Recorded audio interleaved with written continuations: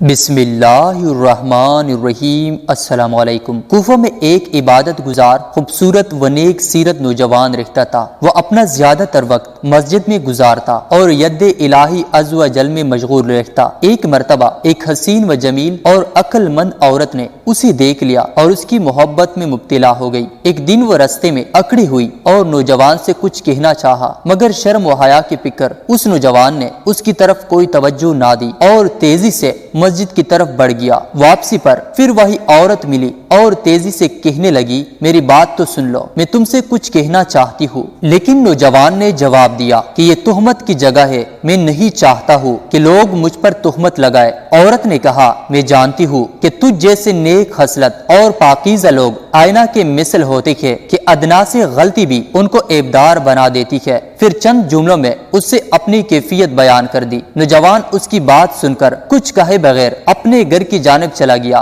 گھر جا کر اس نے نماز پڑھنا چاہی، لیکن اسے خشوع و خضوع حاصل نہ ہو سکا۔ بلاخر اس نے ایک نصیحت بھرا مکتوب لکھا اور باہر جا کر اس عورت کے سامنے ڈال کر چلا آیا۔ عورت نے مکتوب کھولا تو لکھا تھا، بسم اللہ الرحمن الرحیم۔ اے عورت، یہ بات اچھی طرح ذہن نشین کر لے کہ بندہ جب اللہ عز و جل کی نافرمانی کرتا ہے تو وہ اس سے درگزر فرماتا ہے، جب دوبارہ گناہ کرتا ہے تو اس کی پردہ پوشی فرماتا ہے، لیکن جب بندہ اتنا نافرمان ہو جاتا ہے کہ گناہوں کو اپنا اڑھونا بچھونا بنا لیتا ہے تو اللہ عز و جل اس سے سخت ناراض ہوتا ہے، اور اللہ عز و جل کی ناراضگی کو زمین و آسمان، پہاڑ، جانور، شجر و حجر کوئی بھی چیز برداشت نہیں کر سکتی۔ پھر کس میں ہمت ہے کہ وہ اس کی ناراضگی کا سامنا کرے؟ اے عورت، اگر تو اپنے بیان میں جھوٹی ہے تو میں تجھے وہ دن یاد دلاتا ہوں کہ جس دن آسمان پگھل جائے گا اور پہاڑ روئی کی طرح ہو جائیں گے اور تمام مخلوق اللہ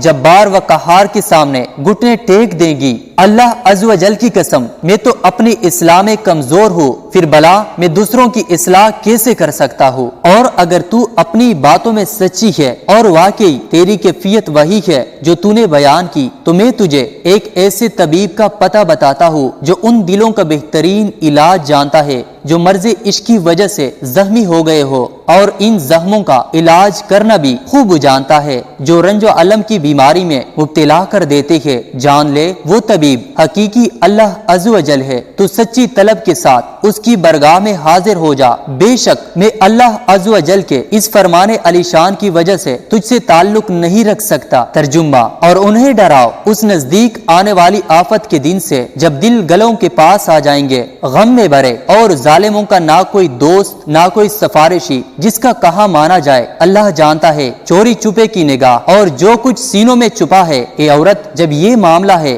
تو خود سوچ لے کہ بھاگنے کی جگہ کہاں ہے اور راہ فرار کیوں کر ممکن ہے۔ عورت نے مکتوب پڑھ کر اپنے پاس رکھ لیا۔ کچھ دنوں بعد پھر اسی راستے پر کھڑی ہو گئی۔ جب نوجوان کی نظر اس پر پڑی تو وہ واپس اپنے گھر کی طرف جانے لگا۔ عورت نے پکار کر کہا، اے نوجوان، واپس نہ جا، اس ملاقات کے بعد پھر کبھی ہماری ملاقات نہ ہوگی سوائے اس کے کہ بروز قیامت اللہ عز و جل کی برگاہ میں ہماری ملاقات ہو۔ پھر روتے ہوئے کہنے لگی، جس پاک پروردگار عز و جل کے دستے قدرت میں تیرے دل کے اختیارات ہے، میں اسی سے سوال کرتی ہوں کہ تیرے بارے میں مجھ پر جو معاملہ مشکل ہو گیا ہے وہ اسے آسان فرما دے۔ پھر اس نے نوجوان سے آخری نصیحت کی درخواست کی۔ باحیا نوجوان نے نفس کی خواہشات سے بچنے کا مشورہ دیا اور کہا، میں تجھے اللہ عز و جل کا یہ فرمان یاد دلاتا ہوں۔ ترجمہ، اور وہی ہے جو رات کو تمہاری روح قبض کرتا ہے اور جانتا ہے جو کچھ دن میں کماؤ۔ یہ آیت کریمہ سن کر عورت سر جھکا کر رونے لگی۔ کچھ دیر بعد